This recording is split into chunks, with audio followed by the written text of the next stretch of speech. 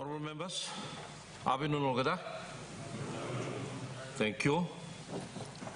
You me like Harem Tete when I'm private committee member, I'm sit down or there's a notice for you me law. Motion of no confidence. Private members committee will sit down Tete long. Below time, I deal with them. Only write him lo talk plus white man English, so mami can him English. Semi right behind me can explain him some part lo talk pisin.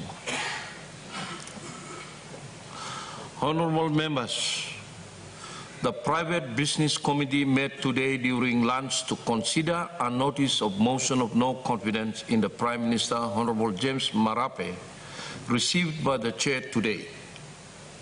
The 5 requirements for a notice of motion of no confidence are that the notice must be: number 1, be expressed to be a motion of no confidence in the name Prime Minister, as per section 145, 1A of the Constitution. Number 2, state the name of the alternate Prime Minister as per section 145, 2A of the Constitution. Number 3, name the person and contain the signature of the person moving the motion as per Standing Orders 132.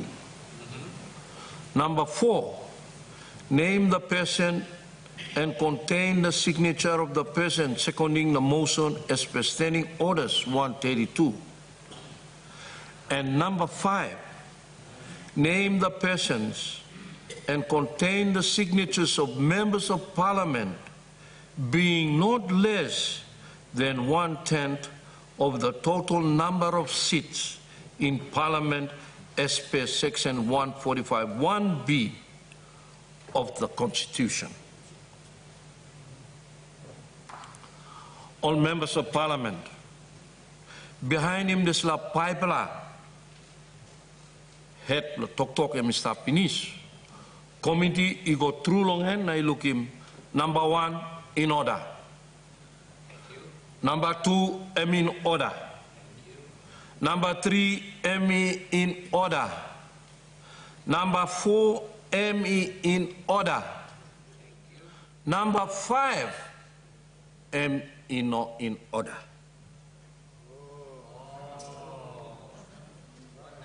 All of them na committee find him out all same. Behind him decision, below Supreme Court, SCC OS number 3, below 2016, Polier versus Zurenwok. Decision below Supreme Court, he come down, I me can't him all this lot too. I me talk motion of no confidence, me can't him now, of 7 June, and actions of the private members committee and each chairman, the Honourable Aide Ganassi MP. 40, there are 5 technical requirements of the notice. The notice. Number 1 is expressed to be a motion of no confidence in the name Prime Minister, Constitution 1, Section 145, 1A. Also mechanical pass finish. Number 2, must state the name of the alternate Prime Minister, Constitution Section 145, 2A. Number 3, must name the person and contain the signature of the person moving the motion, Standing Order 130, subsection 2. And number 4, must name person and contain the signature of the person seconding the motion, Standing Order 132. Now number 5 now, Supreme Court interpretation must name the persons and contain the signatures of not less than 1/10 of the members of Parliament that support the motion.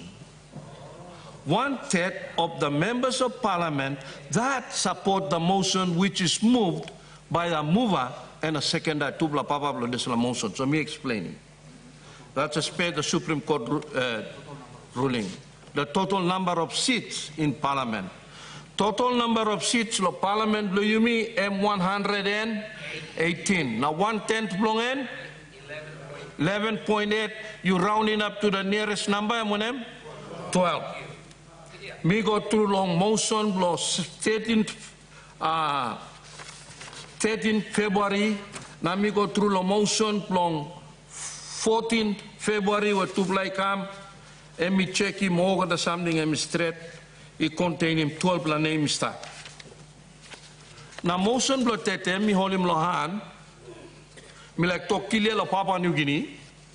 Now all media now the line is up behind you like and come look him clock lo parliament na kisi mo that display talk you like clarify na report him go through lo people lo Papua New Guinea so that they go look him on some committee walk long and straight.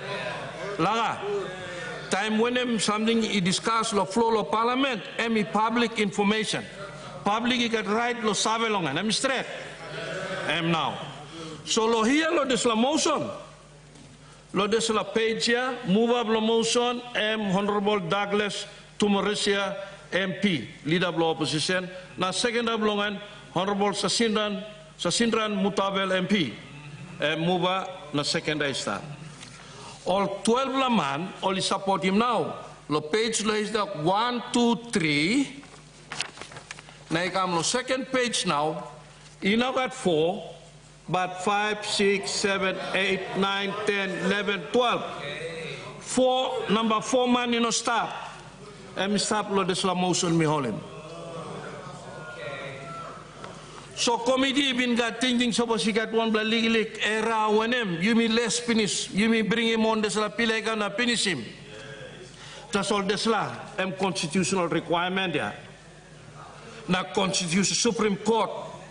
I mean, make him clear through all some desla, it must be followed. Now, me like read him part law, Supreme Court, and me talk. 41, the notice submitted under Standing Order 130 is no ordinary notice of motion that may be given under the standing orders. The constitutional importance of a notice of motion of no confidence in the Prime Minister or Minister and the special care and priority to be accorded to it by Parliament and each committee. Ibla harim clear. Decision of the Supreme Court to stop media, usat, ibla like him, na talk sabe good lo people lo Papua New Guinea, by stop lo clock after this session ikirap, ibla can go na kisim long haul. So all members of Parliament, decision lo committee stop clear, behind him this blah. When you make out one name, no stop. You make out 1, 2, 3, and then 5 equal to 12. Now that's la Hamas 11. That's all. Me go to school, me school arithmetic, me no school of mathematics. So arithmetic blow me dog 3 plus Hamas 8 is stop lo half side yeah. M11, 12. So one this fla. Mega desla big plahamamas. Committee blomina mi like looking on some desla pila you must go through long and pinisim hariap. But you will yet no half side. You will file a motion. 2 time finish. Now number 3. Now mistake is still come back yet. Now you will not can put him heavy. Ikam lo mi na committee blomi laga. Me no harim you will sing out of yes. Am now.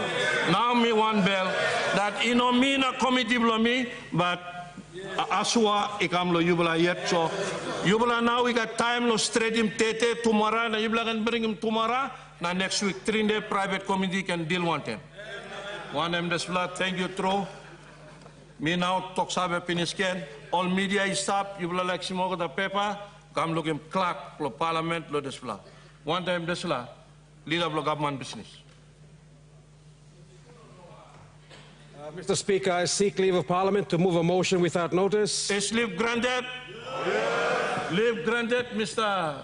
Leader of Government Business. Thank you, Mr. Speaker. I move that so much of the standing orders be suspended as would prevent the order of the day, number 69 and 98, government business, being called on forthwith. The question is that the motion be agreed to. Those in favor say aye. Aye. Those against say no. The ayes have it. Mr. Clerk.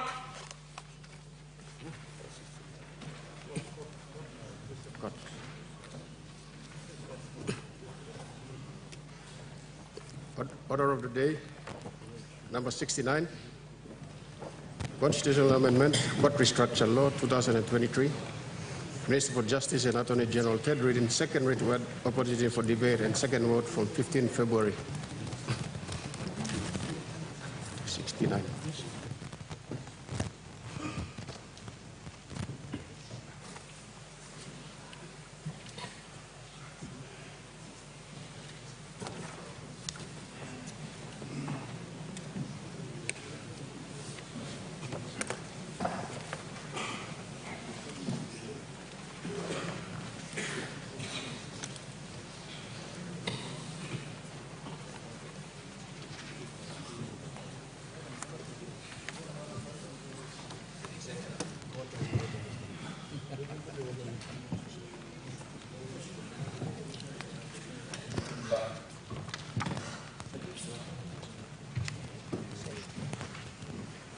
Second or third read?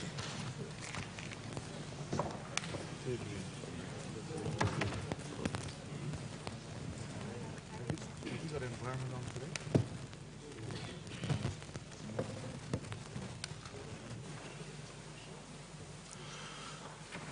Minister for Justice and Attorney General.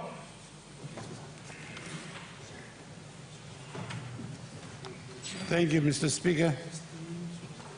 Mr. Speaker, in accordance with Standing Orders 222F, I move that the present law be now read the third time and commence the second required opportunity for debate.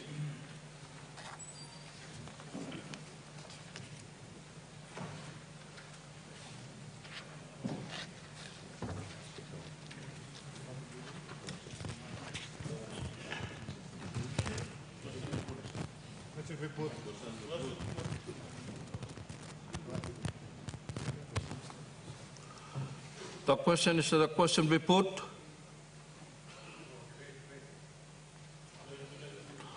Oh, we have the member for Governor from Morobe.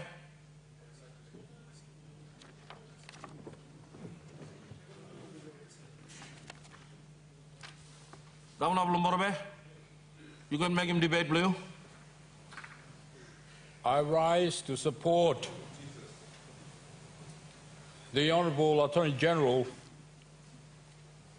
Minister for Justice, in the bill that he presented last time, and we gave him the required number, first reading, to have it deferred consistent with the Constitution of this country for the final vote. And I rise to make a debate in support of that very important bill for this country. Mr. Speaker, the Justice Minister or the Attorney General is seeking, by virtue of this bill, to have the separate Supreme Court mostly dealing with Section 18 and 19 of the Constitution of this country. That includes the questions raised for the opinion of the Supreme Court, and that also includes the declaration under those sections for any matters in relation to constitutional opinion and constitutional court's declaration.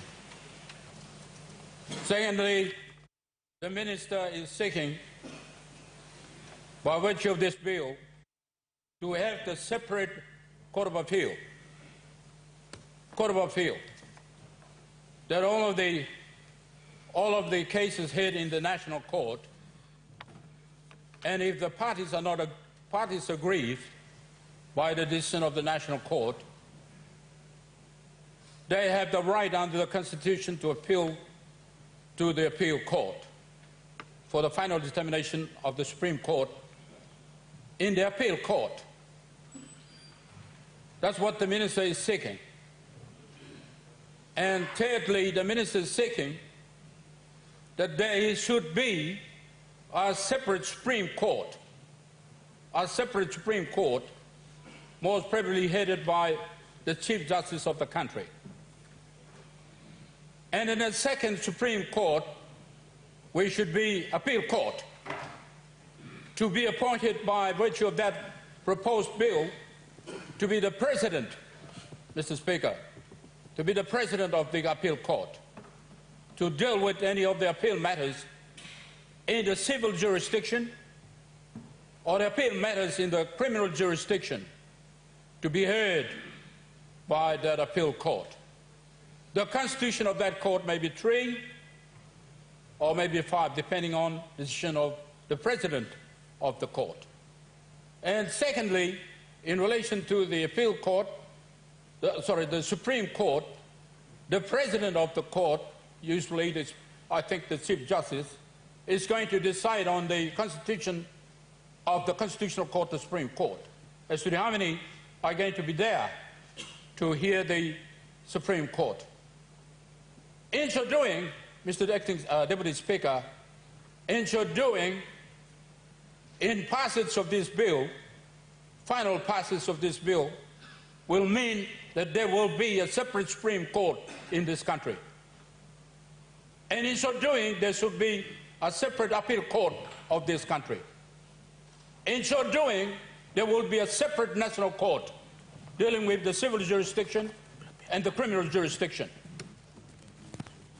And in so doing, the national court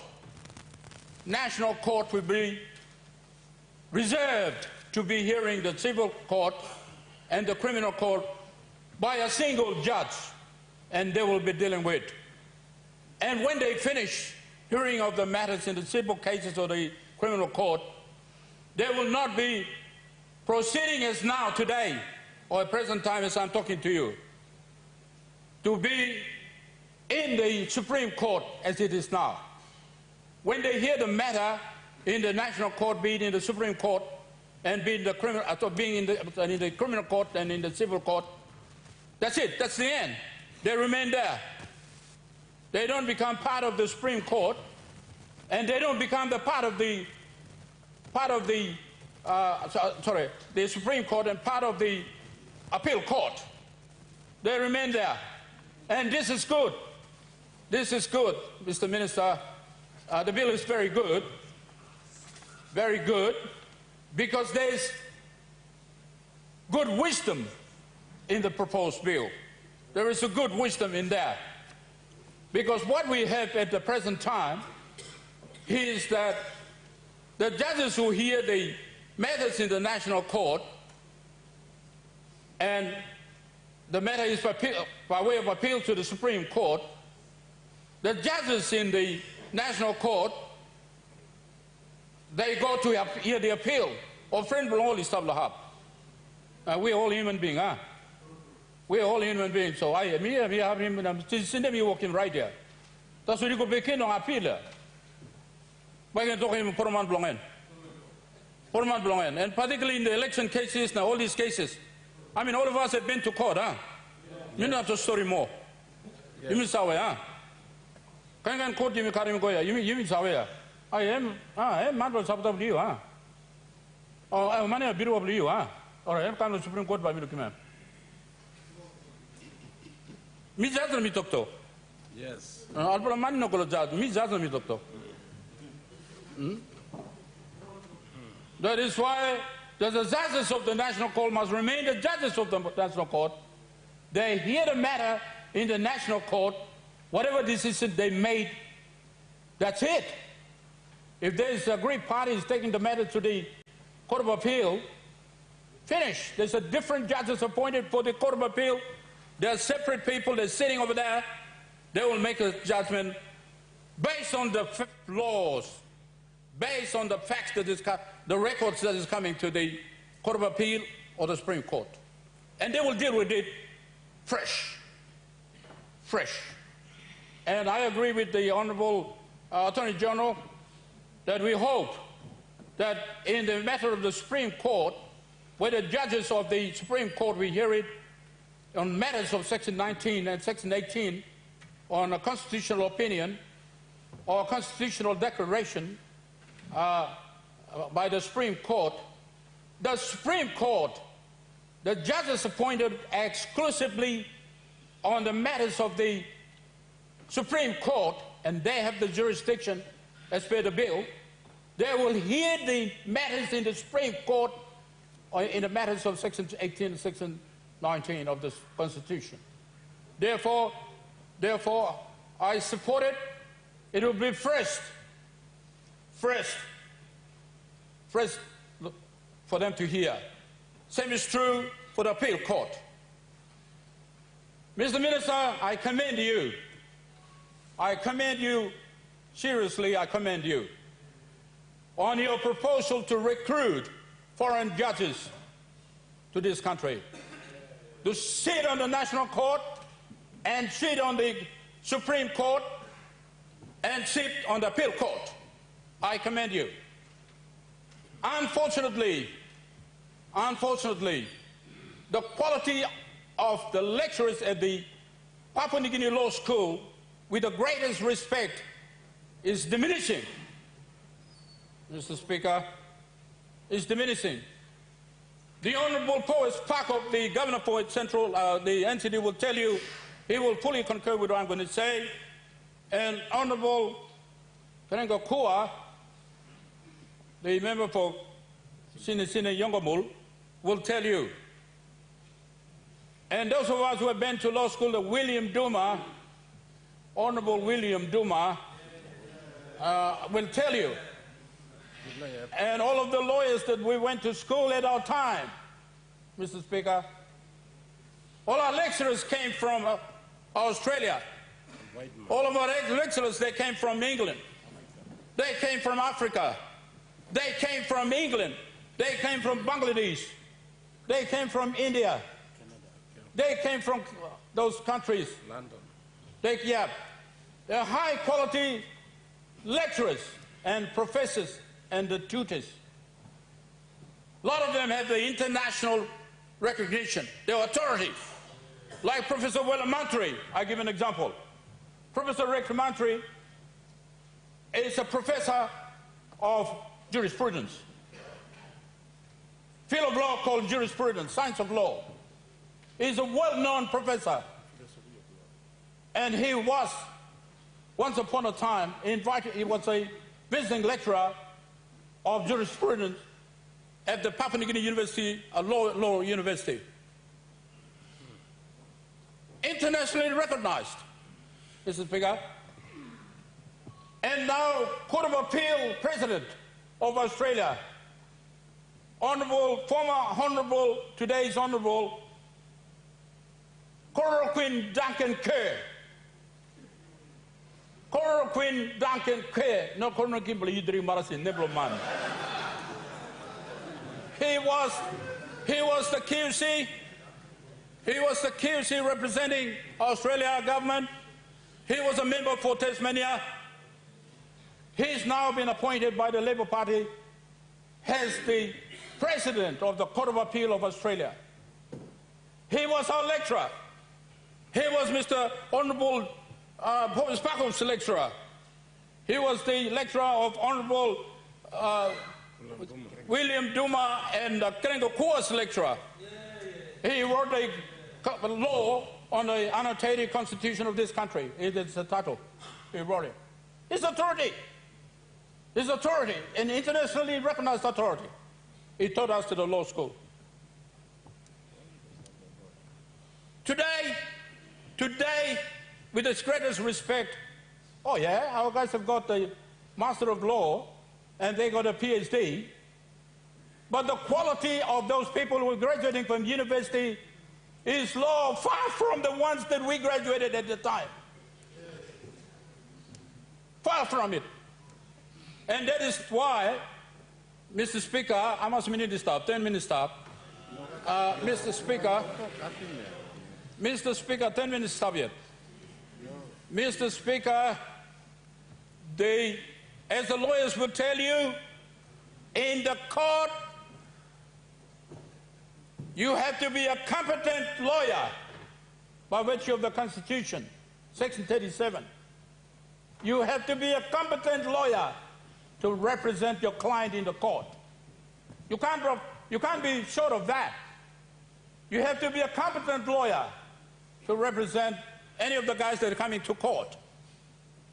Today, with the greatest respect, the counsels appearing in the National and the Supreme Court, I cannot safely categorize them as a competent lawyer with all the due respect. That is why the decision reached is a half-cooked decision. Half-cooked decision. The lawyers must, competent lawyers must assist the court to reach the decision that justice in its case deserves.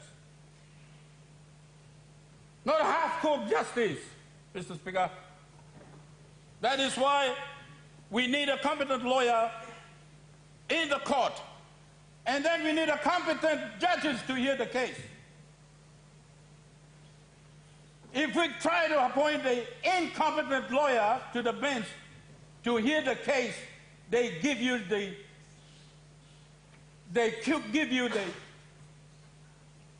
uncooked justice or half-cooked justice. That is why, Mr. Speaker, Attorney General, in as much as you're appointing judges, quality judges, you must make sure that we improve the law school and get the overseas authority on substantive law, get him in to teach at the law school so that we produce competent lawyers. That's what we need. We need lawyers from England. We need lawyers from New Zealand. We need lawyers from Australia, which has the same system as ours, to come and teach at the law school. Not just appointing the competent judges, but you must make sure we have the competent lawyers trained to become competent lawyers in any court of law, any practice of law, be it in civil practice or in criminal practice in this country. Now, I come to your point, Mr. Speaker. You want to get the judges from outside to come and be judges, I give you 100% tick. Because the Constitution of this country, Dr. Alan Mallard will tell you, my professor at the law school, he will tell you, we need to develop national jurisprudence. We need to develop the national jurisprudence. Science of law, good decision, good precedents, we need to develop. You want to develop the national jurisprudence, you must make sure the lawyers of competent studies, you must make sure the judges of competent studies to develop the national jurisprudence of this country. Therefore, Mr. Speaker, I want to support the minister to say that he can go ahead and appoint the foreign judges. Get 20 or get 100, you're going to appoint them. Why? Because they train, well trained. The background practice is well disciplined. They know the substantive law. They have a good practice of law. They will come into here in our country when on their appointment or get appointment to develop the best national jurisprudence we need in this country. Therefore, Mr. Speaker, Minister of Justice, I want to support you and say we must bring in more foreign judges in of the same jurisdiction practice. We're bringing in. At the same time, we must improve the quality of law lecturers at the University of Papua New Guinea Law School. We must improve it. Now, all the governor, you are good. You are going to make sure, along all of the primary school, now you go to secondary school, high school, now you go to secondary school. You must bring him all. Man took less from all English, now bring him all come and teach in such school. Man took less from all English. Lord, science you can employ Papua New Guinean, teach science, teach physics, teach mathematics, teach others. All Papua New Guinean by teach. That's all talk less English. Kiss him all outside. I didn't come inside. I speak English today without being boastful because the British taught me the English at Dragaffen High School. the British. I learned the English from the British. My teachers from British, they taught me English. The rural high school, but teachers, good teachers from Britain, they taught me English. Today I speak good English in this parliament. Thank you. I never learned the English in the University of Papua New Guinea, no, at the law school. I learned the English from Drega Hafen High School, the high school where Sir Michael Thomas Somare was educated.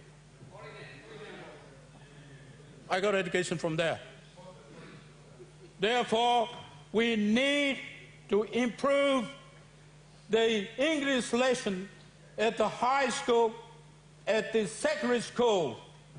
We teach them better English so that they will be equipped when they come to the law school.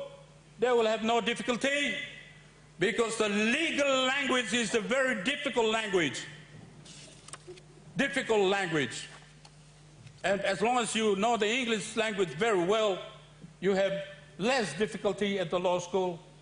And by the time you graduate as a competent graduate. When you get to Legal Training Institute, you graduate as a competent lawyer. Competent lawyer this country needs. Competent lawyer this country needs. That's what we need.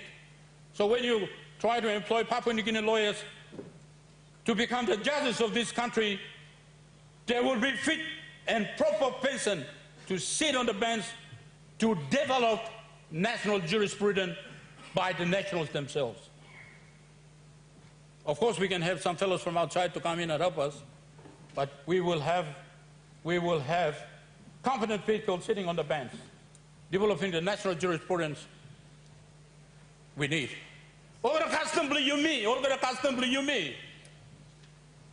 National court must develop him. Custom blow Kelma, custom blow Buruka, custom blow Medeng, custom blow Manus, custom blow Kogopo, custom blow Wanemab, Emol custom ya law blow Tumuna. Now, Supreme Court must, National Court must develop him and make him come up law in this country. Also, I call him name blow and national jurisprudence. You must develop law. Now, name blow and name will call him underlying law.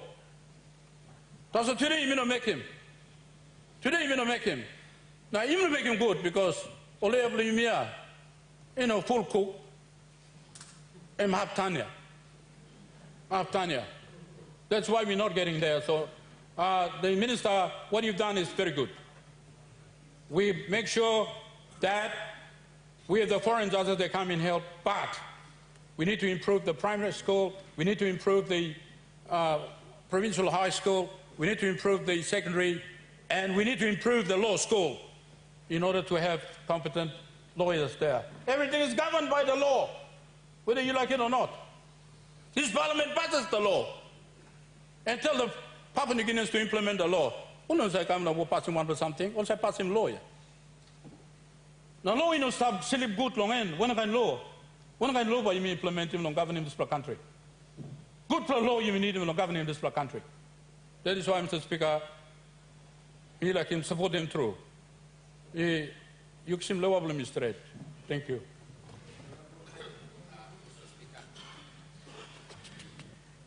The Honourable Member for Sinasina Yangon. Thank you, Mr. Acting Speaker. Sorry, I'm not sure which one of these works. Deputy Speaker. Deputy Speaker. Apologies. We acknowledge the ruling of the Speaker earlier in relation to the VONC, and we're now making every effort to have another one drawn up, and we will refile it before close of business today.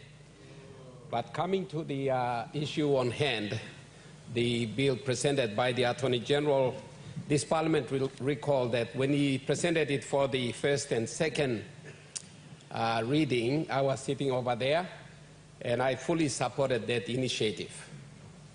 And now I'm sitting on this side. So I had to consult my colleagues here. And our view is unanimous, that this is a bill that's worthy of support from both sides of the Parliament. So we wanted to say a few things, but Governor Luther Wenge, as a former judge, has spoken for both sides. He's argued it both ways. leaving very little room for anyone else on both sides to comment. So well done, Governor Wenge. A few points that I want to add is this. Time you make some independence, now you make some constitution, now you set him up court system blow you me. Population blow you me and sample some 2.5 million inside of Papua New Guinea. So number of civil cases, number of criminal cases, number of commercial cases, number of election petition too, number of administrative review applications, number of arbitration procedures, all get at this time through. So this time you may not need him one complicated court system. Now too you may not need him too much specialization of judges inside the court system and therefore the legal practice. But now you mean Sanaplo close to 50 years past him independence, now this time you mix him adopting this original system of court the Yumi. Now number of court cases, business block court, you go end up through. Now complexity block cases too, you go end up more. So looking at all of these things, plenty of court by plus you got plenty backlog of courtroom. All judges, number of judges, enough court, number of courtroom, enough support system, enough, but volume block court cases, you go end up more. So we have to build in the infrastructure, and then we have to reform the court structure one more time. Log helping to speed him up proceedings blow all disputes inside the formal court system blow Yumi. So this is one thinking where by improving delivery of justice in real time as fast as is possible. Igolo usatman usaiti angrelo igolo court and you can go na kiss him judgment quick law disputes blow now you can continue want them life blow. Because time system good plus system maybe you go operate on some bottleneck na court proceedings na dispute go stuck. Life blow man too go stuck. Activities blow go stuck. Business blow go stuck. Kind work blow go stuck. Nansa slowing down life blow na progress blow country too. So this Attorney General open member blow Imbongo, senior lawyer himself, and Sawel all get these problems. Honorable Pila Niningi. So he has taken firm and decisive action in a number of fronts. Law improving court system, more so than most other attorney generals before him. And I want to extend my appreciation and gratitude for him because I've actually seen him do a lot. So this la Bill Blame, he got support from Mipla support him. Mr. Deputy Speaker, you must restructure this court system. Because one of the things that you will find in the current system, you got one pool of judges, one pool of judges. So what they do is every month, all operate 3 weeks law national court. And then one last week of the month, all put to Supreme Court. Now all moving, all get a senior judges from the national court, you go under Supreme Court to sit as Supreme Court justices. These are the same judges. So you know, Sawe, all got one kind of connection, all cases, you know, clear. So it's the same people moving up there, whether you got compromise or you got some prior opinions, views about a particular case before the courts. Now all by Sindan Law Appeal Court now decide. And you may not clear, but some time Tintin Karangi too by stop. So time you may restructuring also now and Attorney General proposing you may eliminate this kind suspicion. You may free up judges, now the integrity of law judges must remain intact all the time. Now too, work law national court, now come full stop 1 week every month. It's a lot of time and a lot of judges committed to the Supreme Court and the work law national court, you can full stop. By adopting this new system, national court and by work flat out, 4 weeks in the month, 52 weeks in the year, and by work yet. Whereas Court of Appeal, now Supreme Court end up, and by operate whenever cases come to them. Now all by got separate panel of judges. Now this is by improving fluency, speed, all cases go through the court system quickly. So all of this is designed to bring about speedy justice. Justice in real time. Time man ask him lo justice, must kiss him hurry up. Also, and big pla ask him, Attorney General walk him, population lo yumi now stand up, you know salo precise number, 10 million, 12 million, 14 million, 20 million pennies, approximately 2.5 million, long way through Tamblo yet. Now case volume go and up through. About time you me walk him this last so. Mipla olgatalo here opposition, Mr. Deputy Speaker, Mipla one bill through lo Attorney General lo Mipla, na government lo bring him this la. Initiative come and by benefit me all get an our people blame me. So wanted this blah, me talk also me plus law opposition support him this la bill, support him Attorney General. Thank you, Drew. The Honourable Minister, State Enterprise. Thank you, Deputy Speaker. Mr. Deputy Speaker, this legislative amendment where Minister Bloyimi Mekim Len is the most significant change ever in the judiciary since independence. I merely commend him, our good minister, for this long hard work and foresight. We have those separation of powers where we got the legislature and judiciary and executive. And over the years, since the time long grant to Samari, you go time blow minister only like now you go time blow me, Minister Prime Minister Marabe. We've always, in this parliament, and of course in the executive governments, supported the judiciary without fear and favor in terms of allocating funds. Naimi Sawipini over the last 10 to 12 years, you will funding judiciary. Tamoli asked him, Nublo judges, we've said yes, sir, and given those judges and provided the funding. Tamol asked him, Nubla, court complex, Jimmy took yes and allocating plenty of money, and we now have one of the biggest, most complex and up-to-date modern court complex in the region apart from Australia. So if you look at it, Mr. Deputy Speaker, as a country, in terms of dealing with our judiciary, we've done very, very well. Problem in terms of our public service machinery, the military, in the army, no one expects sailors or airmen or soldiers to become, to take part in politics. And yet, unfortunately, we have seen before our very eyes the involvement of our people in the military in politics. This is not supposed to happen in this country. In terms of the Royal Public Constabulary, again. In the public service bureaucracy, again. So one constant institution that we should always be proud of is our judiciary.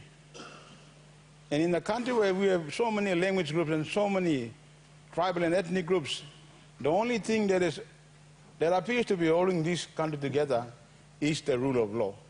And that is why, starting from our Grand Chief, former Prime Minister O'Neill and Prime Minister Marabe, we as a country have done well in making sure our judiciary performs and works together. And when we lose sight of this country will soon become a banana republic. And I think and I'm glad to hear former Minister Kua saying that both sides of this parliament support this very important legislation. And one thing that the judiciary have to bear in mind is when they have undivided support from parliament, they have an obligation to make sure that they select and appoint competent people to become judges. Over the years, and I have witnessed some of this personally in the elected where I come from, we've had 3 judges who have sat on so many judgments going back to 2002. And we've had people who have been languishing in Baishu jail for many years, waiting for decisions to be handed down to decide their fate. How could you allow that to happen when we have very highly paid, competent judges? And yet when it comes to performance, they have been found lacking. So everything comes with a cost, Mr. Attorney General. You have an opportunity to remind the Chief Justice and his judges that when justice is denied or justice is delayed, justice is denied. Our people expect the best. And for some of them, their first exposure in their life is to the judiciary. And when you have judges sitting on cases, they lose their trust and confidence in this very important institution of our government. So they have an honor to deliver.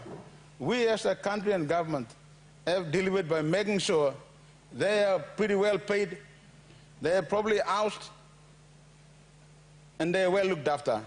They have to deliver for our people. We in this parliament have done our best. We are now under the leadership of our Prime Minister making sure that we now can have the first legislative adjustment ever since independence, where we are freeing the judges to concentrate, and for those judges who are sitting at the Supreme Court to determine constitutional cases only, and for the other judges to determine appeals. So we are making their jobs easier, but it is not a one-way street, Mr. Deputy Speaker. We expect them to deliver for our people, and having said that, Mr. Deputy Speaker, I commend this bill and I support it. The Honourable Prime Minister. Mr. Deputy Speaker, let me stand up to join the speakers before me, all speakers who have commended this important constitutional change that is before us. This is the final reading, final opportunity for us to make a difference for our country in as far as this restructuring of our court system.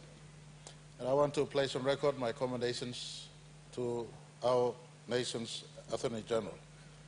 I said in government caucus this morning, he may not be the flashiest Attorney General, but he has stepped up to be one of the most productive Attorney General in our nation's history. And I just want to say thank you very much for this. This is not just a pure work of the executive government that I heard. The courts, our Supreme Court and National Court, from the Office of the Chief Justice and his JLS, the JLSE, as well as our Attorney General and Justice Department, they put a lot of effort into this one. We going towards our 50th anniversary as our sovereignty and our sovereign nation. Mr. Deputy Speaker, it was in 1974, this year 50 years ago, before independence, Her Majesty Queen Elizabeth stepped into PNG and witnessed the opening of our present National Court and Supreme Court, symbolizing that rule of law must usher in. Rule of law must usher in our sovereignty and our independence. We now stand 50 years on since Her Majesty arrived in Papua New Guinea and pronounced that Supreme Court and National Court is opened. And I want to appreciate all members sitting in here. We're not just here about gaining office, whether it's Member of Parliament office, or Governor office, or Prime Minister's office. We're here to make fundamental changes, looking back retrospectively, the hindsight exposure and experiences, and more importantly, securing the future with present interventions. And I want to say that this is one good law coming in at the right time. At the eve of our country's 50th anniversary next year, this generation of leaders could restructure the courts for the better. Restructuring the court secures our nation's sovereignty. Rule of law must prevail. And Mr. Deputy Speaker, I want to announce to the country, speaking 5 years on since we took office, whilst lawlessness prevails still, we have made substantial interventions. Substantial interventions. This restructuring of court is one of such. If you look at the magisterial services that carry 80% of the workload, we've also resourced, equipped, funded them, and we're working with the Chief Magistrate to ensure the magisterial services is stepped up. There are interventions being done to the village court sector, including bringing all village court officials into government payroll. We've delivered independent commission against corruption to stand as watch against corruption. We've also, this Parliament, passed the arbitration law, and we can now arbitrate in our own country.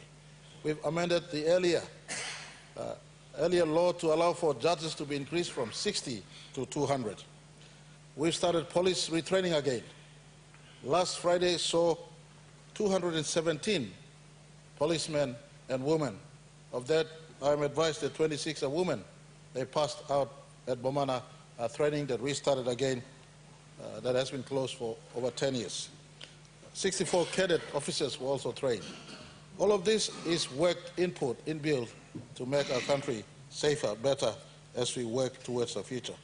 I want to propose to all members of Parliament, you voted in the first instance, the first two opportunities for vote, This is the final one. This will be amongst the greatest legislation our generation will gift to the future of our country. Needless to repeat the Honourable Member for Sinasina's statistics, but he's absolutely correct. At 1975, when the current structure of Supreme Court and National Court was introduced to our country, lesser population, lesser litigation, the economy was smaller, the workload was lighter. Today, we've expanded many, many folds. It justifies this restructure. Court is a holy sanctum, inner sanctum, rather, of our democracy. In politics, we may have debates. In commerce and trade, we have litigations and debates. In society, we have litigations and debate, but it is in the courtroom that we find justice, we find peace, we find rest. When it is a quality courtroom, our country is secure. This establishes quality, this establishes separation of reading of law. The Supreme Court will be elevated to only section, almost exclusive to section 18 and section 19, as well as specific constitutional matters. There will be an appeal court in between, and a national court will carry the load in as far as administering every day the dispensation and administration of justice in our country. So, Mr. Deputy Speaker, this is a good law. I am happy that the opposition has given support behind this one. I'm surprised that some senior member of the opposition decided to step out. You only step out when you have no interest in the rule of law in our country. You only step out when you have no interest in the rule of law in our country. This one goes to protect the rule of law in our country. It gives respect to Supreme Court as the final anchor of our country's constitution. It allows for every other major offenses of law to be dealt with by the national court and an independent national court and an established appeals court. And so, Mr. Deputy Speaker, it is my humble plea for all of us. Good law comes around every now and then. This is one such law that will stand in the face of history. For every one of you who stand up this afternoon passing this law, history will uphold you as key legislators that have secured the rule of law and justice dispensation administration in our country forever. I propose that this Parliament stand up in unison, and I put question to this bill. The question is that the question be put. Those in favour say aye. Aye. Those against say no. Ayes have it. Honourable members, as this is the second vote of the Constitution required, that the vote must be recorded, and that in order for the proposed law to pass, it must also be supported by a treated absolute majority of 89, three-quarters, absolute majority of 89 members.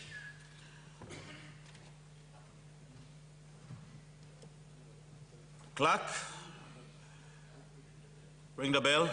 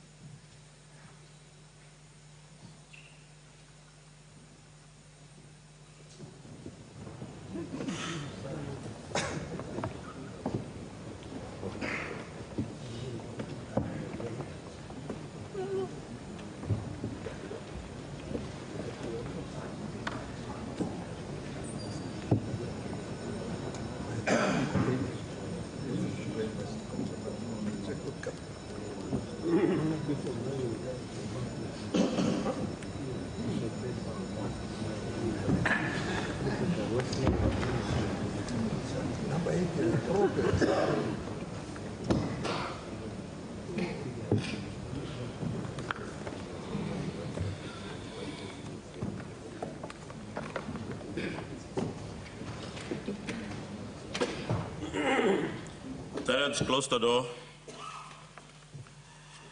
The question is that the proposed law without amendment be now agreed to. Those in favor, please stand.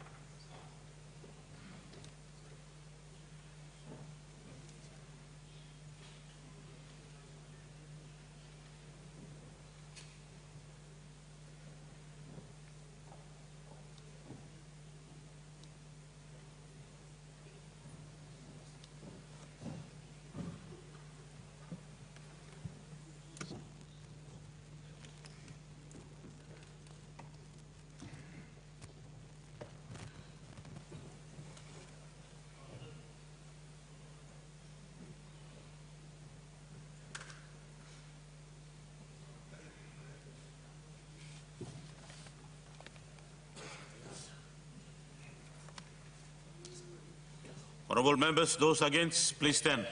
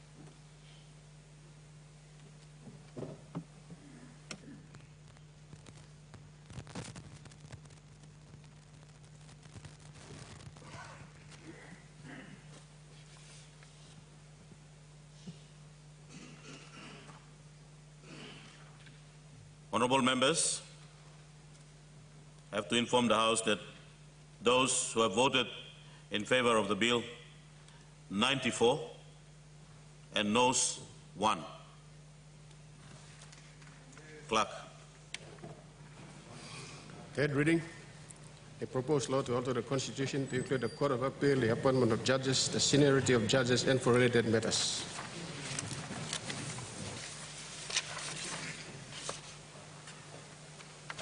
Honourable Minister.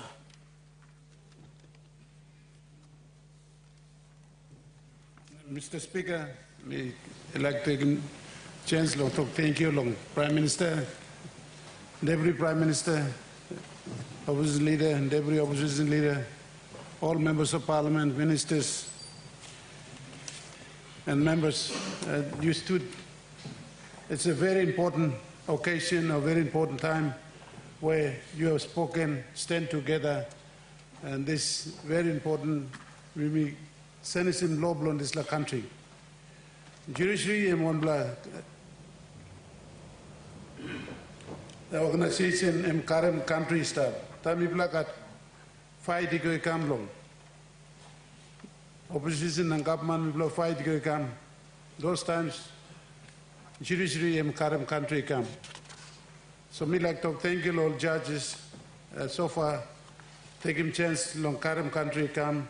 Now me like give him recognize him, Parliament recognize him. So me like to thank you again. Also, you put our political differences aside and stood together. And you play all this Laman, that's all. People have got big heart. God bless you, people along.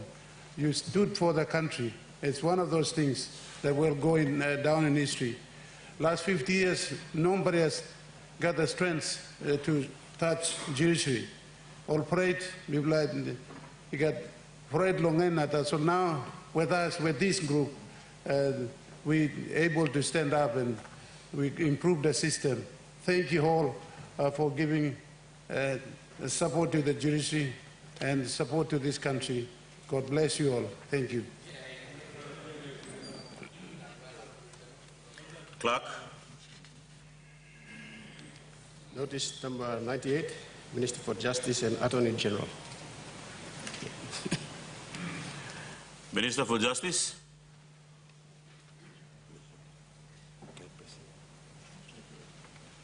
Mr. Speaker, I present the constitutional amendment motion motion of no confidence, law 2024. Clerk.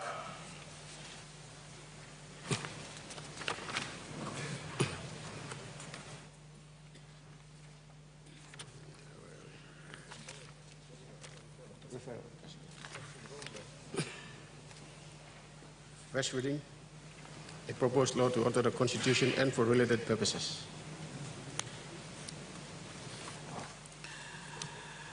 In accordance with Standing Order 222AA and the practice of Parliament, the proposed law now stands referred to the Permanent Parliamentary Committee on Constitutional Law and Act and Subordination Legislation.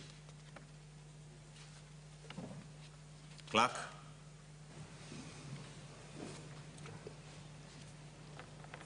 Order of the day, number 70. Constitutional Amendment, Declaration of Papua New Guinea as a Christian country. Law 2023, Minister for Justice and Attorney General, third reading, second required opportunity for debate and second vote from 15 February.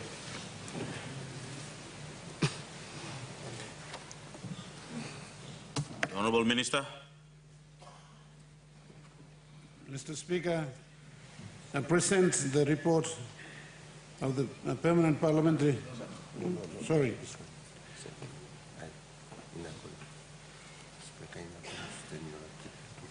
Mr. Speaker, let me correct. In accordance with Standing Orders 2227 as F, I move that the present law be now read the third time and the comments on the comments. The second required opportunity for debate.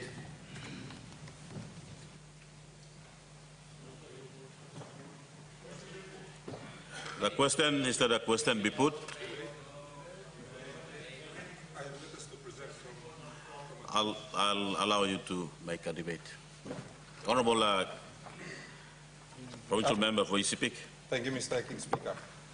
In the previous debate on the same bill, I explained to the House that I had been asked by the Catholic Church to debate against the bill.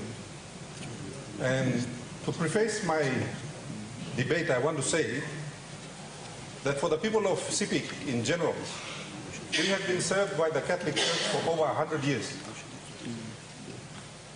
in terms of medical and education. So, in my view, even though I am not a Catholic myself, I think that in respect of my constituents, if the leadership of the Catholic Church requires me to present their arguments on this floor, then I should.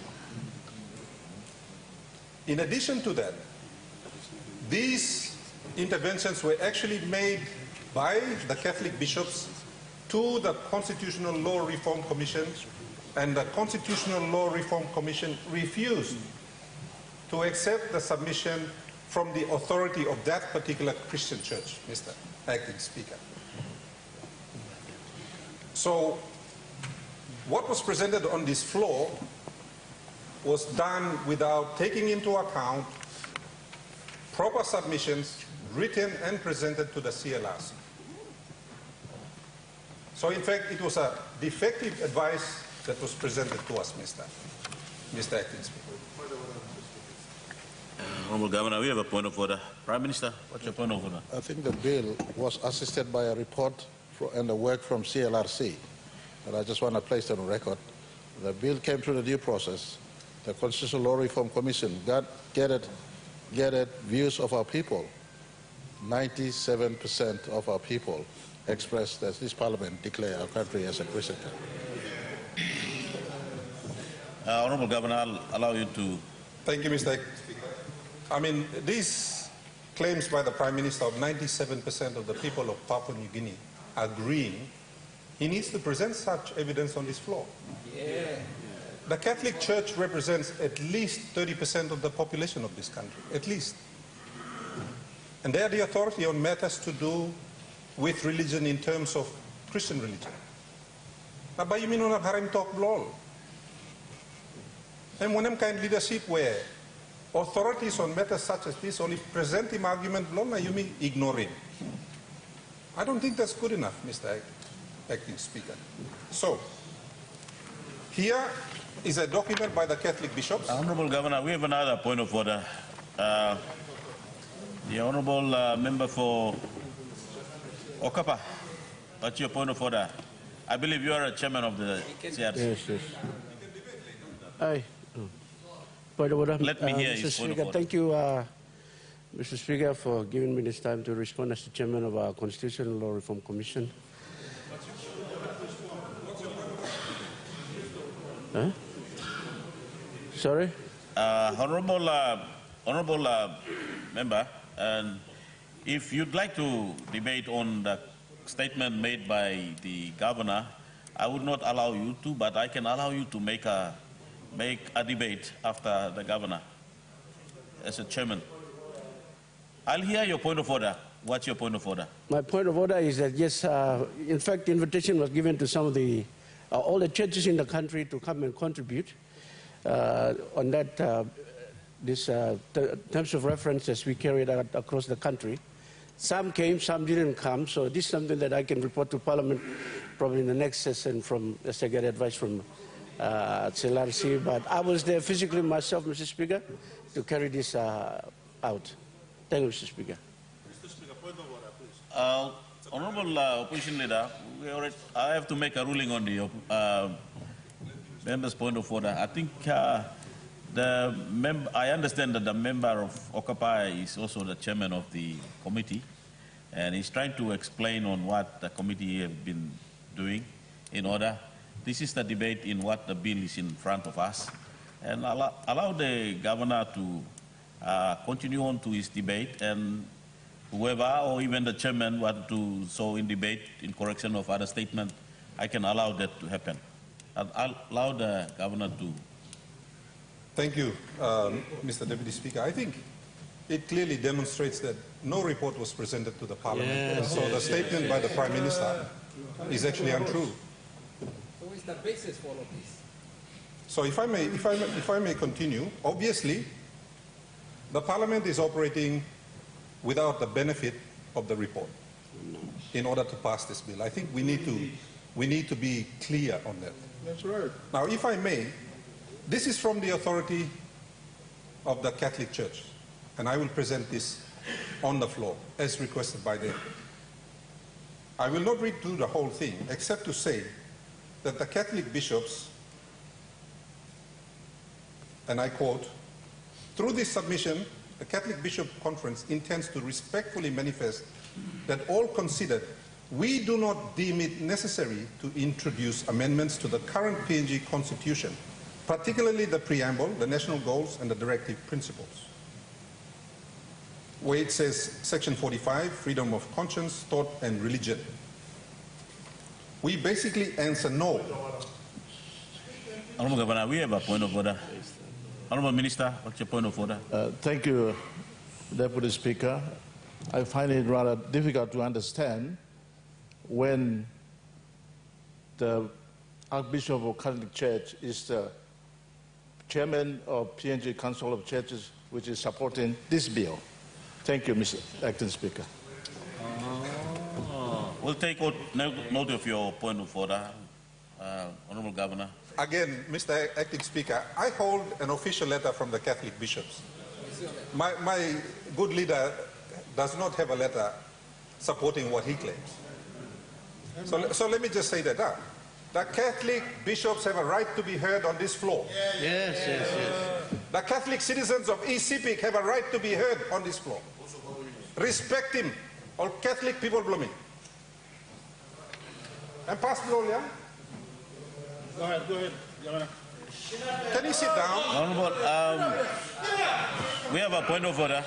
Should I go and make him sit down? Honourable Governor, we have a point of order. Honourable Member for Miduramu, you have the floor. What's your point of order? Me point of order blumi also. You mean not change him law? No, you mean not make him one plus something. You mean this la PNG also Christian nation, Catholic and Christian. All Narapla denomination and Christian.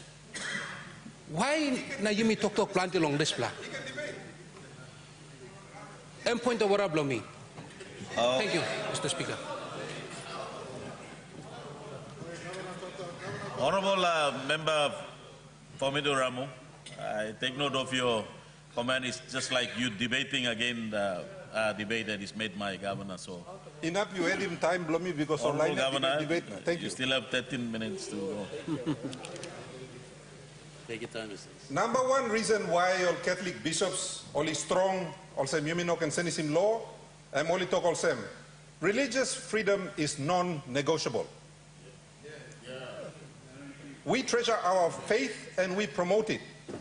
However, the language of the Constitutional Directive number 3, issued on the 11th of May 2021 by the head of state by virtue of his power under Section 12(1) of the Constitutional and Law Reform Commission Act 2004 to direct an inquiry on the declaration of Papua New Guinea as a Christian country implies that the goal of the envisioned amendments is for a revised constitution to have some sort of coercive power over those who do not immediately identify themselves as believers and Christians. Mira na bredi molgata, me kalapi golong, narabla ting ting blong Catholic Church. Government actions to ensure that PNG citizens absolutely acknowledge God and adopt Christian values would violate the religious freedom guaranteed in the Constitution itself at Section 45. Mino na bridi molgata, biyan mi can table him, mi kalapi go down. B, government actions to ensure that PNG citizens absolutely acknowledge God and adopt Christian values would violate the United Nations Declaration of Human Rights, of which Papua New Guinea is a signatory.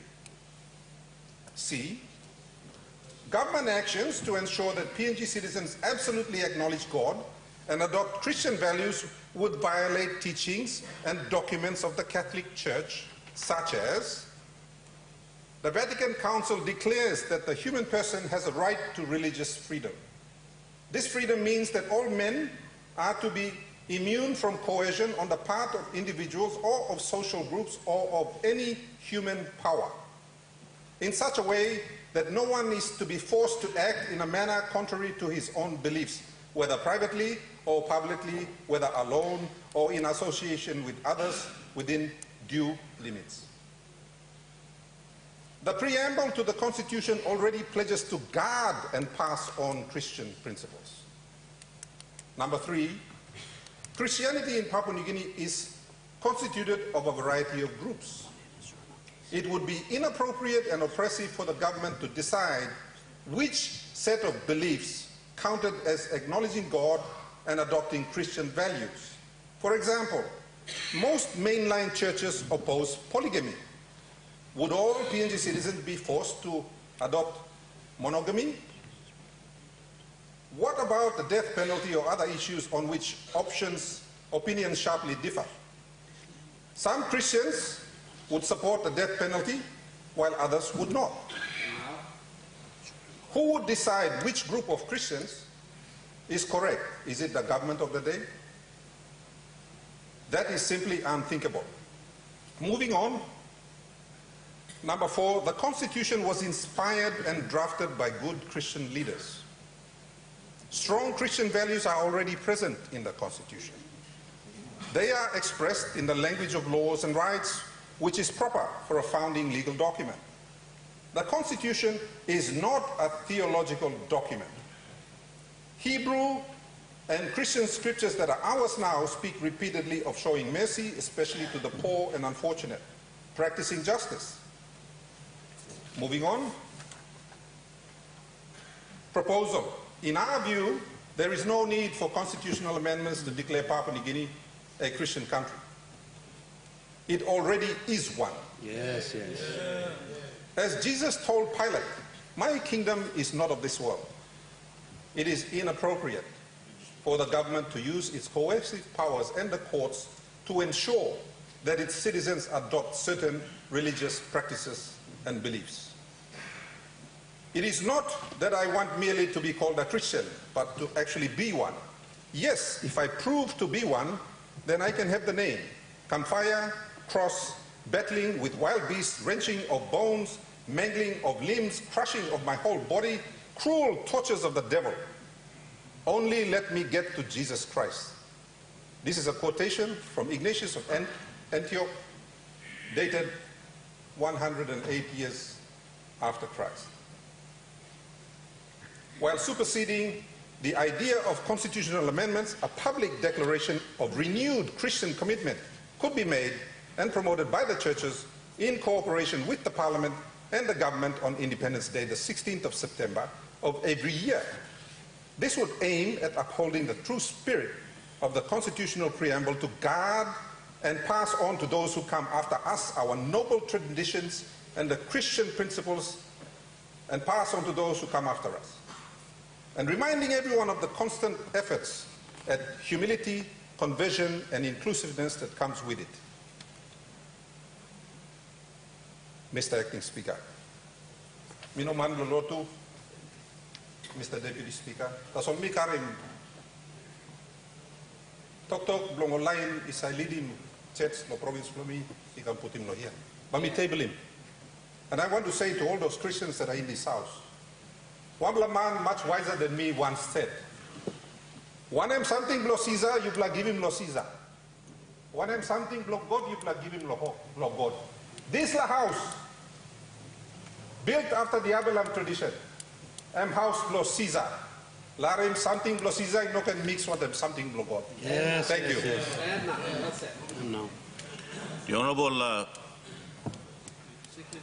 seek leave to tender these documents. Yes. leave granted. The Honourable Member for Kandep. Thank you, Deputy Speaker. So that probably 3 points. First, I listened to the letter to this Parliament by the Catholic Church. There's probably a lot of substance in there. We cannot overlook those substances. I think what they're saying does make a lot of sense. At the same time, you look at the bill doesn't hurt anyone. Probably we put those two together, the bill does take into consideration the views of the Catholic Church. And Catholic Church is a very big population in Papua New Guinea. And this Parliament can consider the views.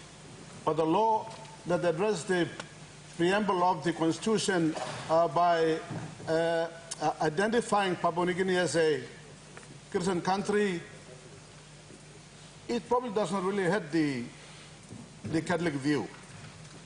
If you look at the law and look at the views that raised by the Catholic view, probably they are in the same area, but the Catholic view is just cautioning that let's be careful, that let's not impinge on the freedom of people choosing to believe what they want to believe. That is a view. But if you look at the bill before the Parliament, it really does not breach that right or that freedom, but it does give a name in the term of religion that this country can be called a Christian country.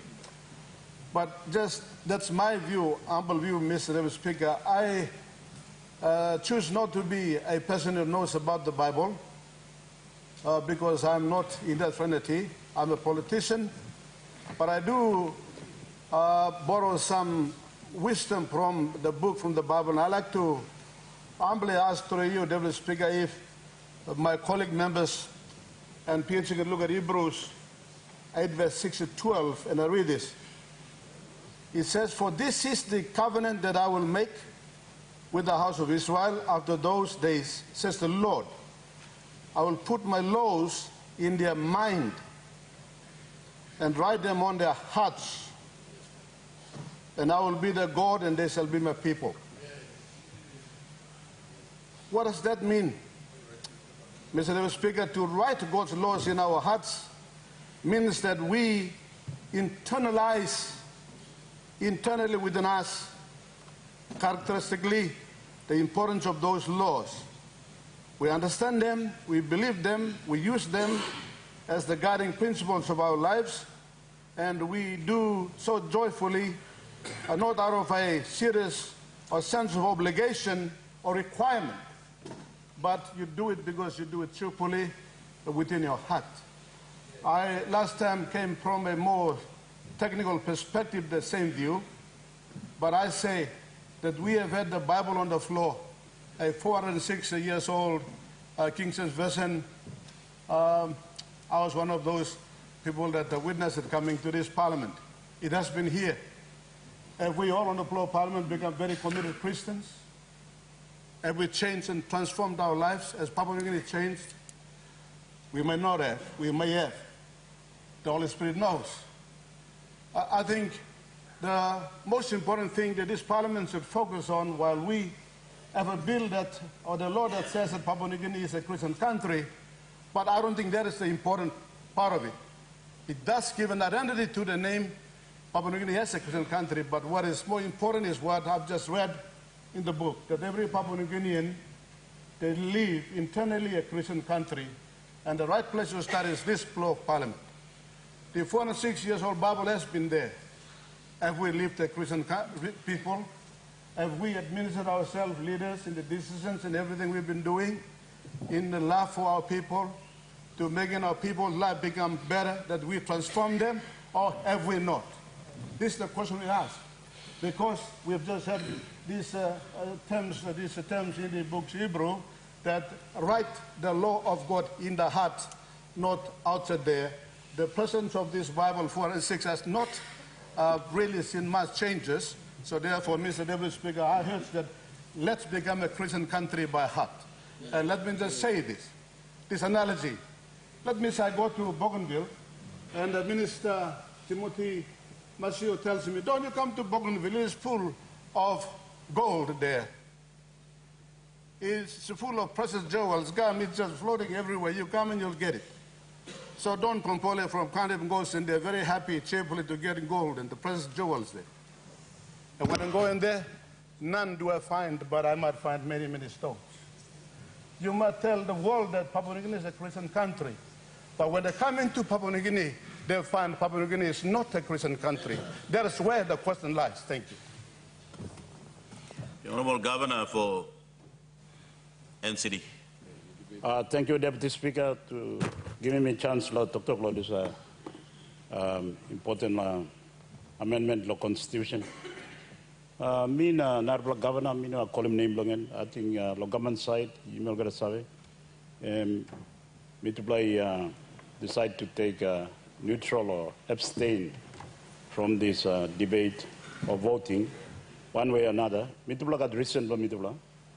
I could choose to just stay out and not cast a vote for and against, but I've decided to come and contribute to the debate so we can make rational decision, objective decision, vote objectively. So, me got reason for me to maintain this position. So, me like asking you to respect my views, because this debate you may bring me calm.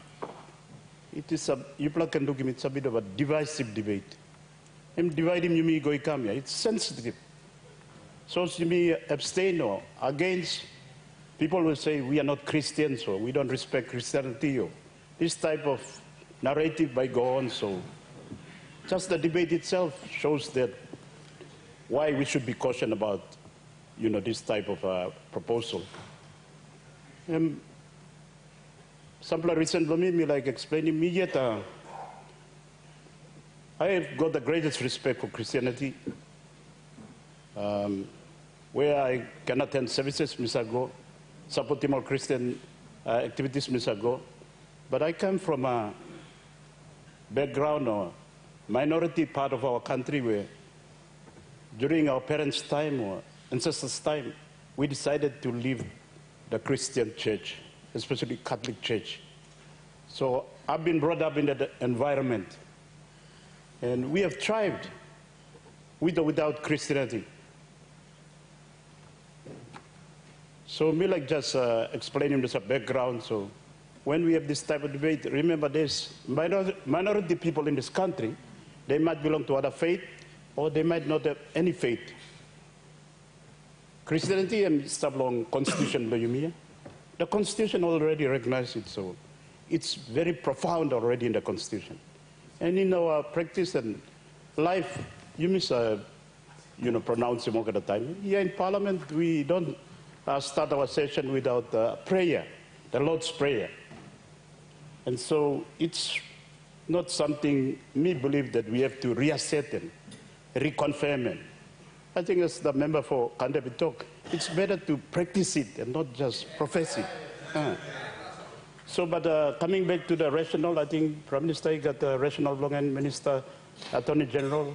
I think the main rationale is that it's just a label or we're just describing us as a Christian country.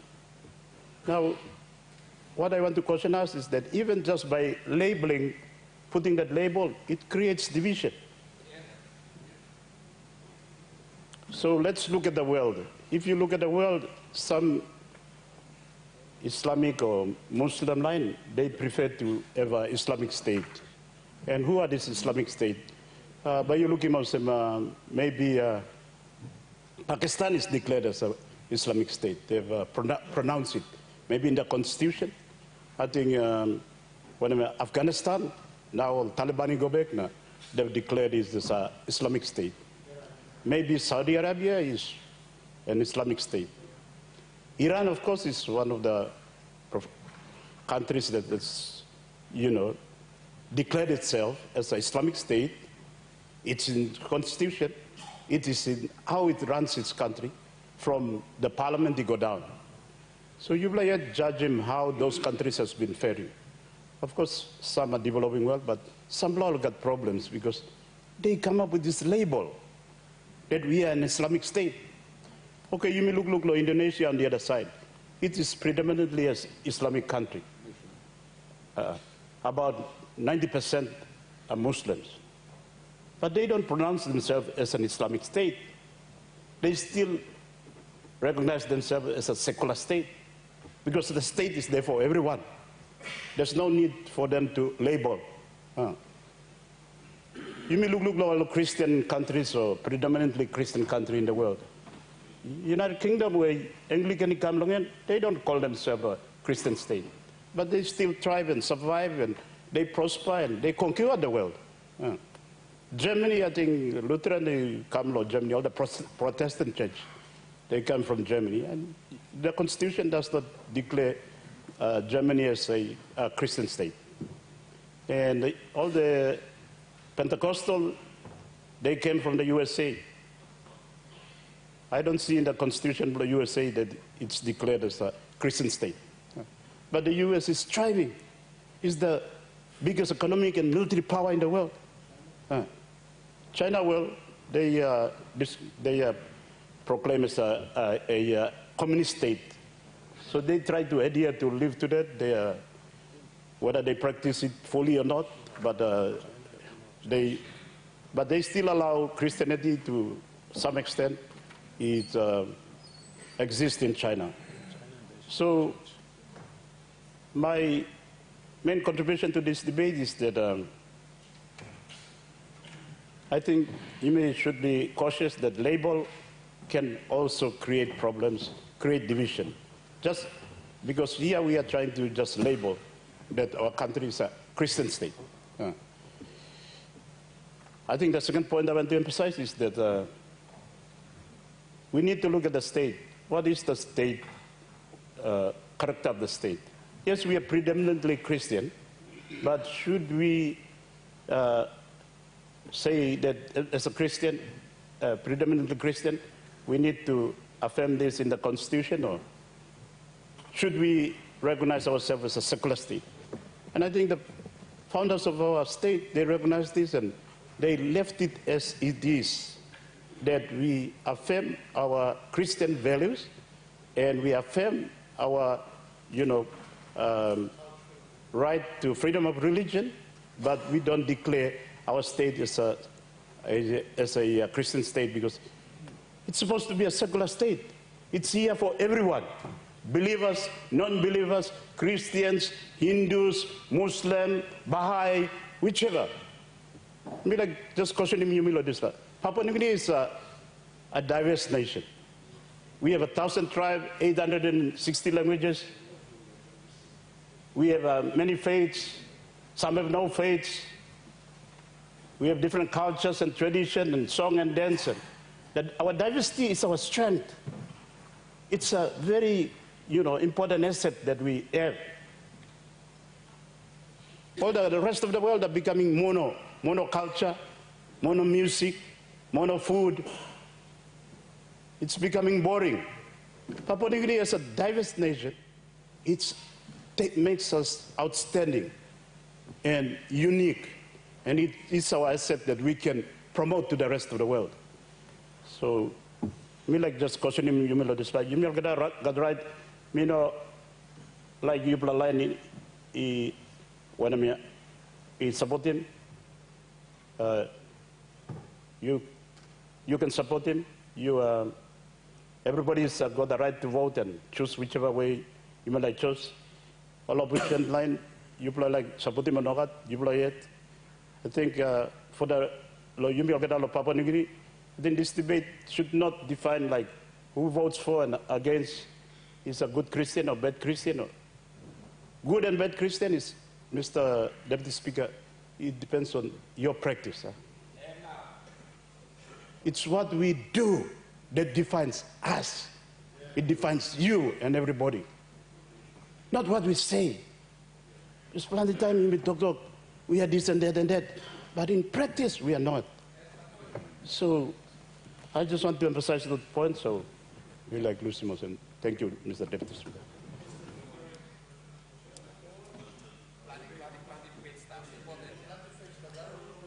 I'll allow the member for Middle Ramu.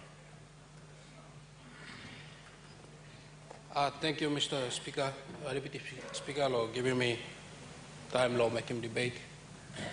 Milatok, thank you. Also, yumi olga talida blong country yumi stop. Big plus something yumi olga ta stop yumi image blong God. We ask tok stop long Bible long. Na God emi create yumi also picture blong emet na yumi stop. Ting ikam. All tok country by yumi karem go forward long enem. God one platasul emi has blong olga something.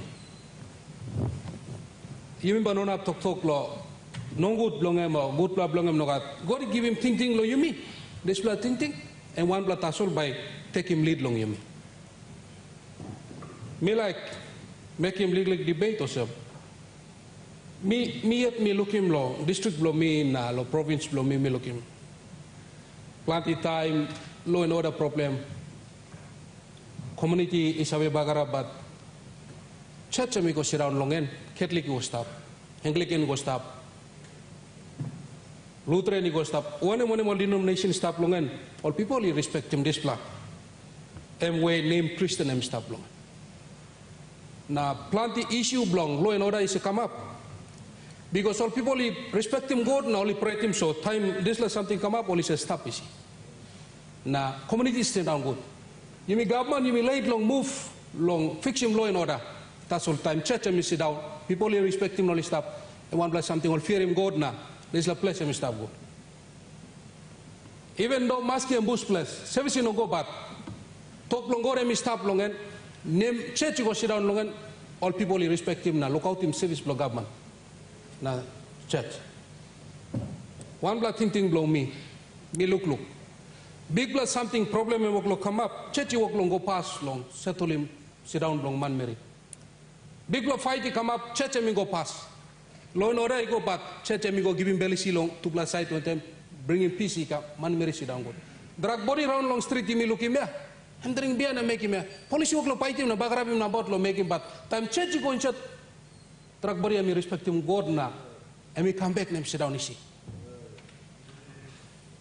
You may look at marijuana man round stuff here, you mean no long sense, police no long sense him too. You block all leader of the country, you look him. Me look him, church me go chat, how do you talk long God na? Drug body tanibel na lose him ticket passing. Lose him drug, and give up long all this something. You may leader, you must sit down, you may scale him. One block way, you may not upload make him, you may look him one way and you go long and you may behind him display. Now by you may look him country by staff good, people by sit down good. But you may not got issue long country. Plenty bigat passing walk come up, talk long go, all Christian walking my way is move him this flag go, place him sit down go. Me support him this land, me like talk long and long with him. Me come legally, me start him injured long Sunday school, come long youth. Me come now me stop long this place. Me sawe long this long him, and me good plan. You me talk long developing country. You me talk long Sunnism country. But Christian you me talk long him. And one blood principle bring him along. Bring him good blood development to come in chat. Development partners by come in chat lo country blow him him. Kind can bigger passing but not stop. Still but not stop. Now by you look him country blow him by sending. Suppose you may not make it. Resource blow him by go out lo like blow him. Kind can bigger passing but come up. You may like develop him country by not up. Something sit down yeah. You may not have debate long this way, you may not have talk strong on this man. And fire yeah. Now this name Christian ya. King Nebuchadnezzar saya God emi taning ting belum na 7 years em kajen grass. Em God make him. Ino man make him. Papa belum Satan em Mr. Speaker. Papa belum Satan em God em sta. You me talk lo custom culture one em something ya. Em Papa belum em God em sta. Now you me sit down here you me go you me beginning belum God em sta. Mr. Speaker.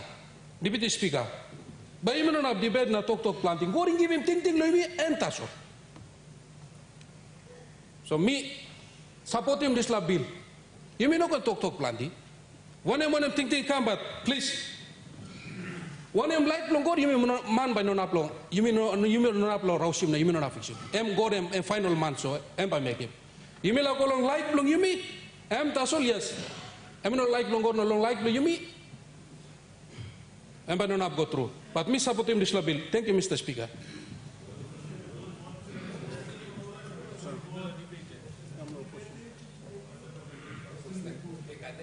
amend the constitution, so we must all speak. Let's see until 7 o'clock. Honourable members, I'll allow for one more debate, and I'll call for a question. The Honourable Opposition Leader. Thank you, Mr. Speaker. Before me talk, me are in Prime Minister talk, 97% of our people, of the people of Papua New Guinea, were consulted before this report was brought before the floor of Parliament. And in contrast to that, Honourable Opposition Leader, we have a point of order. Sorry, I make point of orders because every conversation is recorded. I didn't say 97% of Papua New Guinea was consulted. Of the sample of population consulted, 97% responded in the affirmative that this country must be declared a Christian country. The report came in 2020. The report was sanctioned by the previous government. The report came in. This Parliament had the benefit of this report. Go back and look into your files. Don't just come and see through, not reading your files, Mr. Speaker. Honourable Prime Minister, your point of order is in order in correction to your statement. Honourable Opposition Leader. I'm right, but you looking report. That's an APLA report, Mr. Speaker. An APLA report, Committee of Legislative Parliament. You know, present him yet. His own committee chairman, Honourable Saki Solomon, stated very clearly that report is yet to come to the floor of this Parliament. Yes, yes. And we've gone ahead and put a cart before the horse, Mr. Speaker. So I will kindly ask the good minister, me no against him this bill, but let's do things correctly. This is an honorable house. We're supposed to be Christians in this house. People who follow order. Now you may kiss him, report come to Parliament House, and we are trying to pass a bill that is and now gets fire. So I will ask through you, Mr. Speaker, through the chair, that you may delay this bill. Allow the report to come first, so that it can answer some of the questions that the Catholic Church has raised. Now, Christian, we have been burning this report. Now, stop on them, Chairman, so that you may have him, and then we can be satisfied with what the Prime Minister said. I come from a Christian family. I won't deny that. And I have my belief and faith.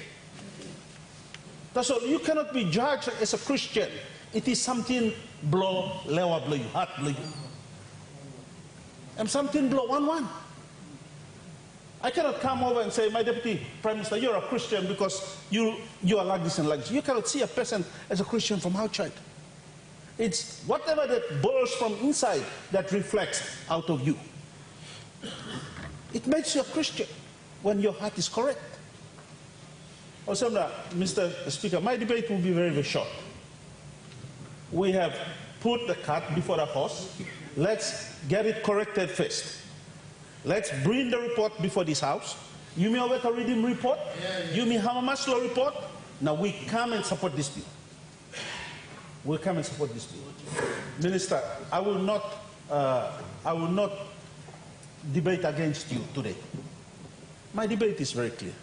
Current report come, you may look in the report, you may all get satisfied that the report is in order, and we can support him. Thank you, Mr. Speaker. The Honourable Prime Minister. Mr. Speaker, me like Sanapna, correct him some misconception, online law opposition. He throw my come down. Me appreciate him some brother leaders long government side. Only got right to express him thinking blow. Mr. Speaker, me sanap lawyer, me no sanap na gaman talk. This report he come 2020. Mr. Opposition Leader, me clear lo one something me talk. committee block, Honorable Kevin Isifu, Chairman time, making this law big law report. Plenty of minister read him. Throw my tasol na imi go look in Facebook. Na look in opinion tasol na. Run kabek la parliament na talk sem. You clear law or something. This law report, volume 1, volume 2, read him inside. Consulting more people, segment consulted, including churches. And by the way, Mr. Speaker, Deputy Speaker, now committee chairman long CLRC lam talk.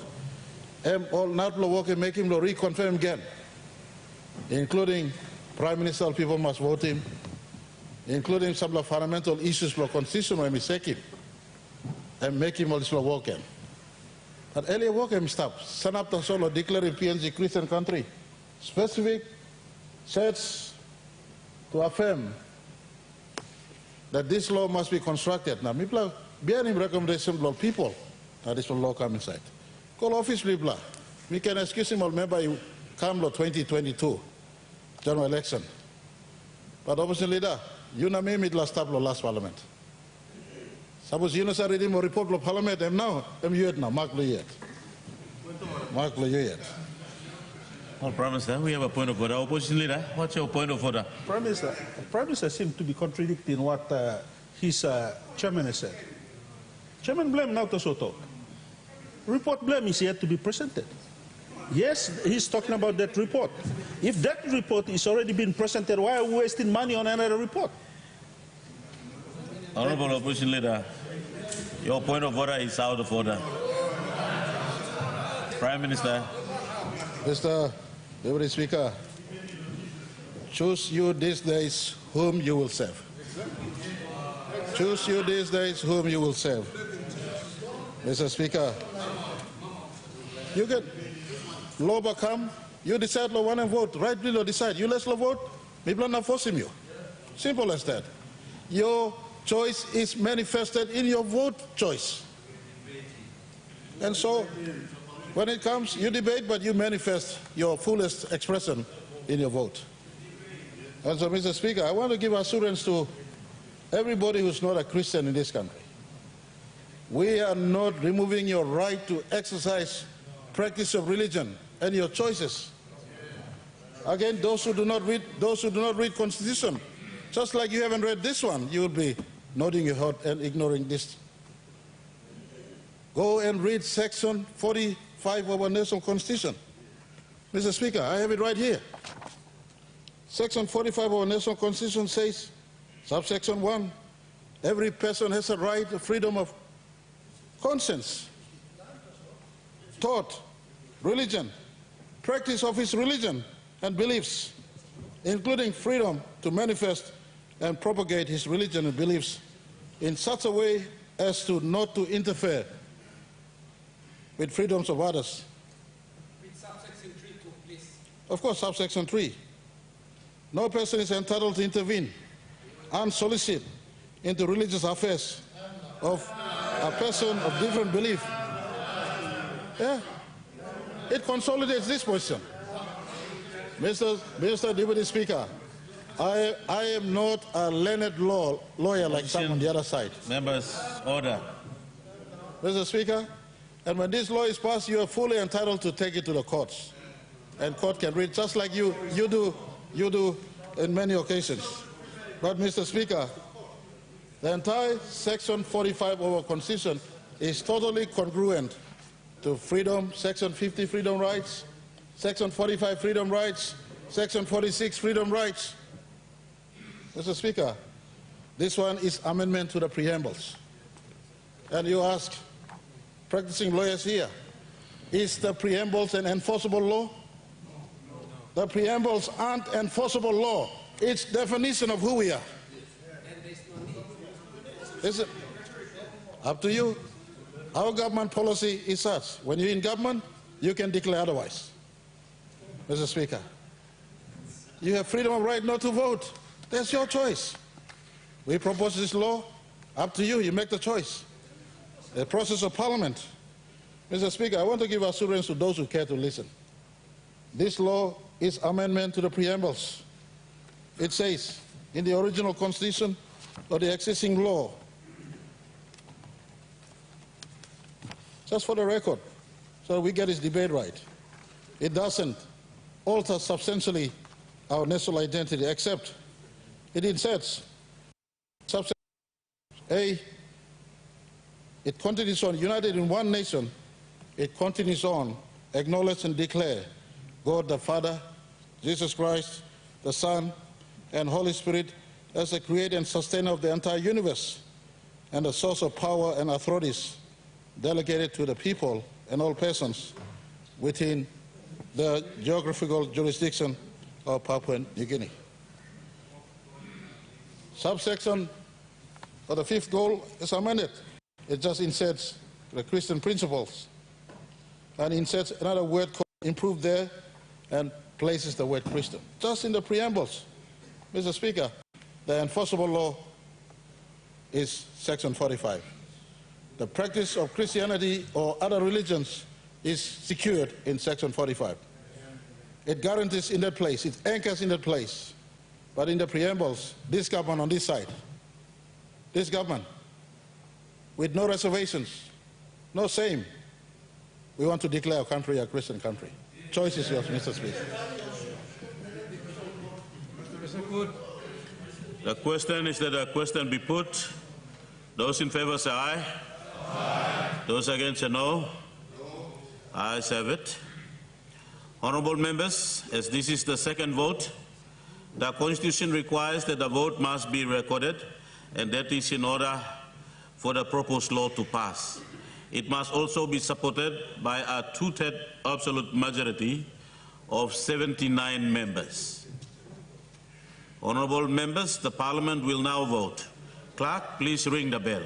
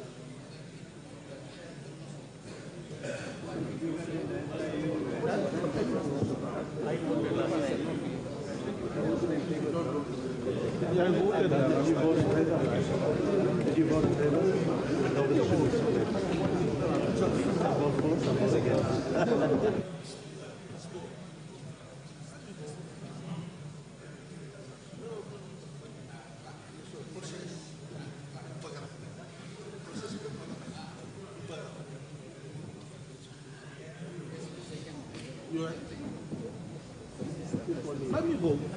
That's a process to Parliament. Vote, let me go. That's a process.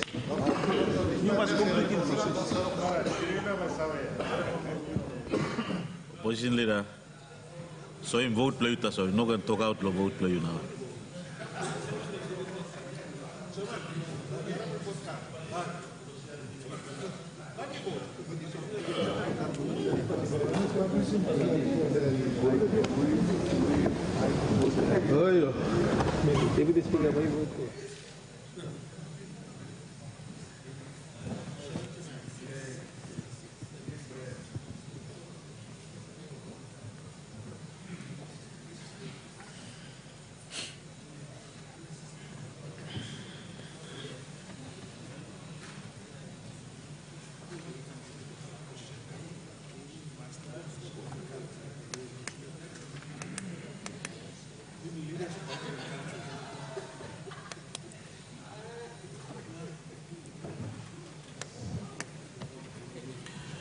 Attendants, close the door.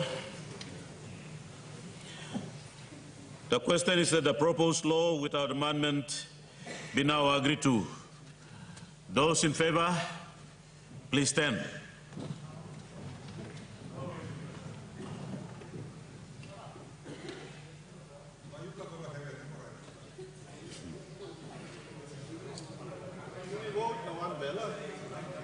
So new leaders must work in country, come up Christian country, please. Opposition leader, stand and show your vote. Yes, I stand. I'm not asking you to talk. Mr. Speaker. I just want human leaders must work in country, come up Christian. Order. I'm insufferable. Thank you. So leaders, please play your role. To You are counted and you may be seated. You've already been counted. Thank you.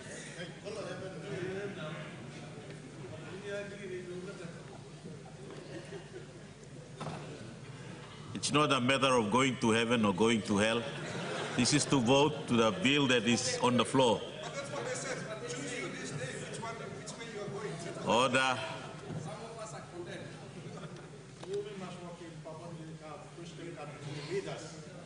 Please.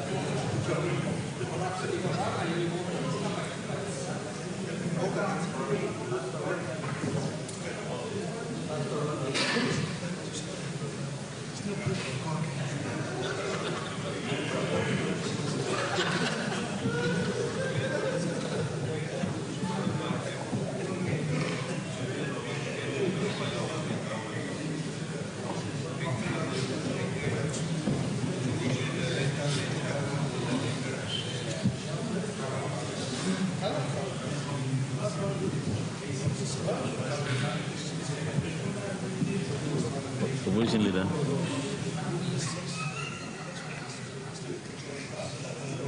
Opposition leader.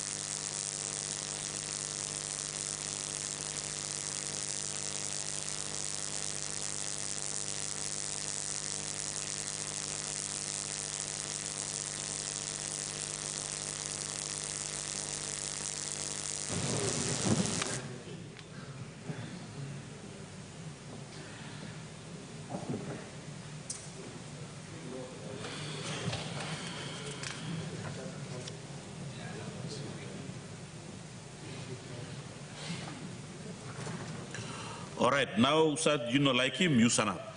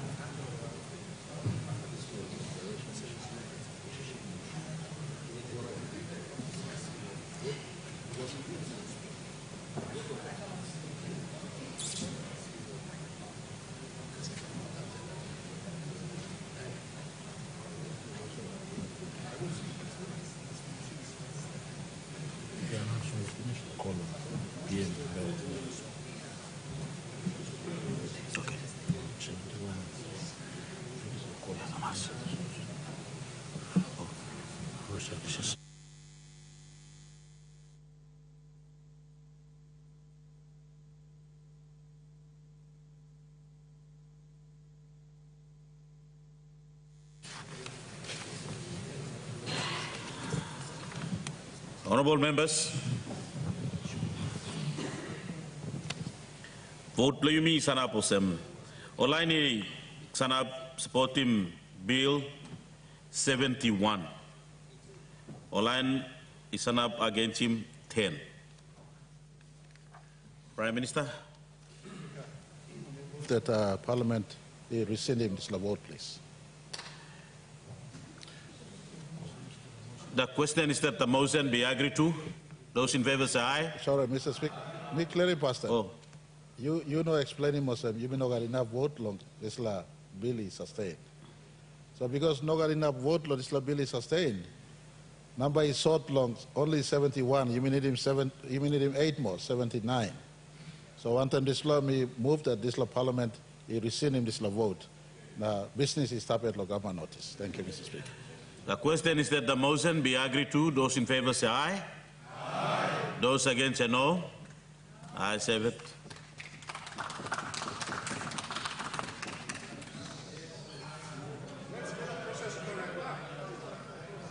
Leader of Government Business. Deputy Speaker, I move that we adjourn till tomorrow 10 a.m. The question is that the motion be agreed to. Those in favor say aye. Aye. Those against say no. Ayes have it. Honourable members,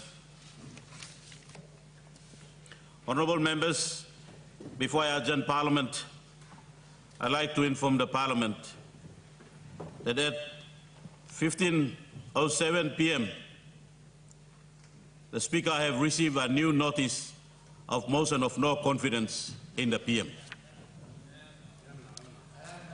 Honourable members, I now adjourn Parliament to tomorrow 10 o'clock a.m.